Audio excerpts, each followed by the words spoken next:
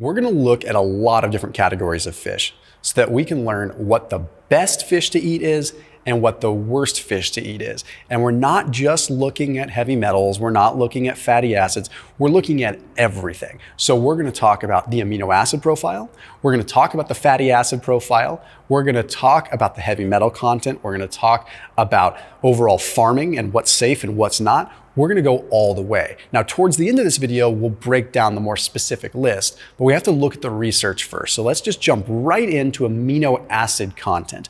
This is the ugly stepchild of the fish world. We always look at fish because of the fatty acid profile, like omega-3s, omega-6, which is very important, but we forget the amino acid profile. There was a study that was published in the journal Amino Acids, and it looked at 27 different fish to identify which ones had the highest amount of amino acids. This is so important if you're looking at building muscle, if you're looking at recovery, if you're looking at longevity, getting abundant amino acid profiles. You know what fish took the cake? Little old anchovy. Anchovies have the highest amino acid profile out of all the fish that were looked at. They also had the highest tryptophan levels, which indicate they might actually help you sleep. So maybe you should just be dangling some anchovies around all the time and eat those. But anyway, let's go ahead and get into the fatty acid profile because this one needs a little bit more nuance. With fatty acids, you have to look at three different real pieces and then kind of look at subsets from there. We look at saturated fat content, what's called monounsaturated fat content, and polyunsaturated fat content. Now, we most notably know fish because of their polyunsaturated fat content. We know about the omega-3s, we know omega-3s are good, we know omega-6s, maybe we should reduce a little bit, right? We know that stuff, but we don't look at the big picture. Well, remember, fish are still made up of lots of different fats, saturated fats too. And there was a study that was published in PLOS One that set out to look at 22 different fish to look at the fatty acid profile. It's important to note that a good majority of the fats are still made up of saturated fats in a lot of these fish. But when it comes down to monounsaturated fats, there are a few clear winners. Now, before I disclose what those are, monounsaturated fats are going to be the fats that are incredibly good for your metabolism.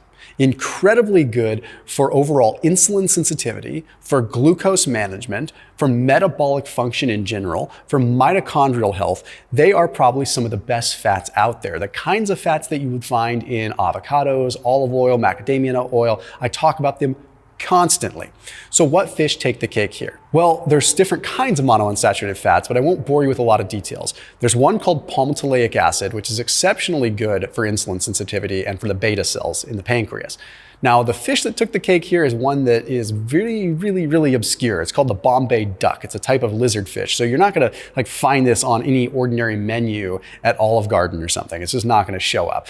Okay, but the next one is gonna be one called vexinic acid, which is another one that's really good for glucose modulation. It's a very potent monounsaturated fat.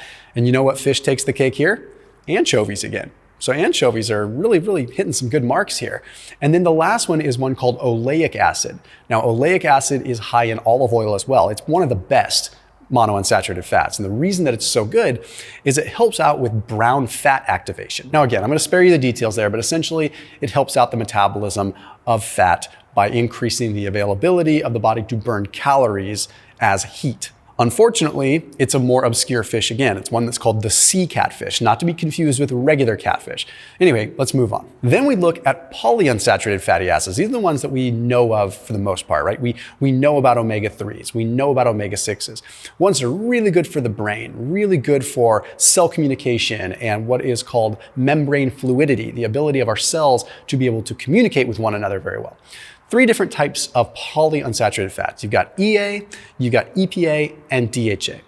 EA doesn't really serve a whole lot of a purpose for us. And the one that took the cake there was eel. So we're not eating mountains of eel, generally speaking, anyway. But the one that takes the cake for EPA is going to be anchovy. Again, anchovy wins in the polyunsaturated fat category. But EPA is good for inflammation in the body, whereas DHA is the one that's really good for the brain. The fish that took the cake for DHA were specific kinds of bream, then we had sardines, and we had mackerel. Now, DHA is important. There was a study published in Neurology that demonstrated that people that had the lowest levels of DHA ended up having the lowest amount of brain volume and white matter density. So their brains were quite literally smaller. So that's an important note. So now let's move over to the vitamin and mineral category, because believe it or not, any meat, including fish, is going to have vitamins and minerals. But in this particular case, I want to focus on the shellfish, because when you look at shellfish compared to regular fish, it's not even a competition. Like shellfish, completely, no pun intended, blow them out of the water. Okay, we're talking insanely high amounts of zinc. We're talking pretty much your daily recommended allowance of zinc in like 50 to 85 grams of most shellfish. So like oysters and scallops, some shrimp, things like that. Okay, B12, selenium, iron, copper.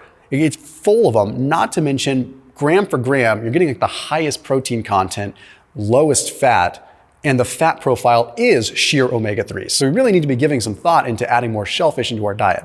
Now, salmon ends up in this category too, simply because of the antioxidant profile there. Okay, what makes a salmon pink is the astaxanthin. So we have a nice antioxidant that protects the fatty acids in the fish from going rancid. So we have that benefit there. So that one definitely, adds some credibility to the whole list here anyway. Also, I did put a link down below for Thrive Market if you want to be able to get your hands on some of the fish I'm talking about. So things like the anchovies, the mackerel, the sardines, you can get them through Wild Planet. You can get them through other brands that Thrive Market has. That link down below will get you a 30% off discount with whatever you want to get through Thrive Market, whether it's fish or not. They also have sustainable meat and seafood options. So if you want frozen seafood options, they have those as well. So that's really cool. So 30% off your entire first grocery order gets delivered to your doorstep. And then you also get a free $50 gift when you use that link down below. So that's what makes Thrive Market unique, is it's not just about pantry staples and stuff like that. Like you can get meat and seafood. But a cool thing is with anchovies, sardines, stuff like that, they're super portable. So they are a pantry staple as well. So check out that link down below in the description. Now we have to address the elephant in the room, or should I say the swordfish in the room. We have to talk about heavy metals. This is gonna scare a lot of people because heavy metals just seem like the worst possible thing in the world, and they're definitely not good. And when you look at what the FDA says, they put out specific guidelines on fish to avoid, and we'll take that into some thought, but we also have to look at the big picture. So what they consider to be the most dangerous are going to be swordfish, shark, big eye tuna, we've got king mackerel, which is not the same as regular mackerel, and then we've also got things like marlin. Okay, these are the ones that are really high in heavy metals because they're big and they live for a long time and they absorb a lot. Okay, so we have to be conscious of that. That being said, big eye tuna is different than like yellowfin and bluefin. Still higher mercury content in those fish than say like anchovies. But what's interesting is we're starting to see increasing bodies of research that the selenium content that's in tuna might help counteract and allow the body to metabolize and excrete the heavy metals, especially the mercury, that comes in with those fish. So tuna might not be as big of a concern as it once was, especially in moderation. Now, next up on the line is going to be lobster, but even lobster is like 1/10 of that of king mackerel or swordfish. So you're not going to be eating enough lobster generally to cause a problem. Then we've got salmon, sardines, oysters, scallops. Okay, these are low on the list, so they don't have as much of a problem. Okay, also anything like calamari is going to be low heavy metal content. And now an important piece, we need to talk about the farming system. Okay, if you go into a grocery store, probably 70% of the fish you're gonna see in the meat market is going to be farmed. You are best off just getting around that altogether. I do not recommend farmed fish. It is not the way to go. There's a study in molecular biology that found that farmed salmon has 1/4 the vitamin D of wild caught salmon. That alone is scary, but then you have to ask yourself the question, okay, these fish are stressed out, they're in bad environments, their antioxidant profiles are probably all out of whack, their nutrient profiles are all out of whack, and then last but not least, they're bombarded with antibiotics, which can't be good to begin with. So bottom line, you should be avoiding the farmed fish. However, here's what's interesting. Farmed shellfish is not nearly as bad. First of all, they're done in different situations. They're not like grown in these massive areas where they have to load a bunch of antibiotics. Shellfish are easily contained and don't need a lot of space, so you don't need to have like them all crammed together in a typical farm environment. Plus, their lifespan is a little bit shorter, so it ends up making it easier without having to be pumped full of a bunch of antibiotics. Like oysters, for example, it's really hard to not find farmed oysters. Like that's almost all we're getting these days. Those are usually in the fairly safe category as farmed. Not all farmed things are bad. Farmed cattle isn't bad. We're not going and hunting buffalo in Wyoming naturally, right? So just because it's farmed doesn't mean it's bad. We need to take that into consideration. But let's get down to the list directly. So number one is going to be those anchovies. You guessed it, multiple category winner. Okay, it's cheap, super high amino acid profile, great fatty acid profile, easy, tastes good, and super, super easy to get pretty much anywhere. Next up is going to be sardines and mackerel, simply because the omega-3 content and the DHA content, the type of omega-3 that's in them are great. Not to mention they're a very good amino acid profile as well, and they're also very cheap. Next up is one that's pretty interesting. It's going to be rainbow trout. Very high on the list because of the amino acid profile from that initial study that we looked at, but also super low heavy metal content. So if you can get your hands on rainbow trout, it tastes delicious and you're getting a very good amino profile. So very good if muscle building or recovery is your goal. Next on the list is oysters. Okay, smoked oysters are relatively inexpensive. Generally they're farmed, but that's relatively safe. But the mineral profile from like an immune system standpoint, such a tremendous food. High protein, high omega-3, but relatively low fat overall, and zinc, selenium, iron galore. So really good food there. Next up is salmon. Now you would think salmon would have been higher, but salmon's good, but it's not like as good as some of these others. Okay, high antioxidant profile, nice omega-3 to omega-6 ratio. Not the best amino acid profile compared to other fish, but still a really good one. Next up is going to be albacore or even chunk light. Now, albacore tastes a little bit better. Chunk light is arguably going to have a lower mercury content, but with the whole selenium equation, that might be a moot point. One thing to pay attention to when you're looking at albacore tuna, try to get albacore tuna that has been troll or line caught in US waters or in British Columbia.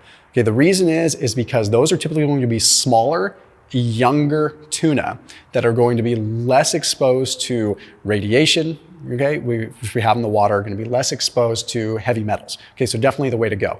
Now the fish to avoid at all costs. Number one, tilapia. I did a video about this like 5 or 6 years ago, way back in the day. Tilapia sucks. It's devoid of nutrition. It's loaded with antibiotics. It basically eats chicken feces. Like they've created this cycle where chicken can poop in the water and the tilapia can eat it and survive. And then the chicken eat the tilapia and it's like a perpetual, it's terrible. So point is, tilapia is almost literal poop.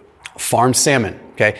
I would recommend you just don't have it all together. If you really, really, really want to have salmon and farmed salmon is all that's available, then you might as well just have a piece of bread and dye it pink because it's basically the same thing. Swai or regular catfish.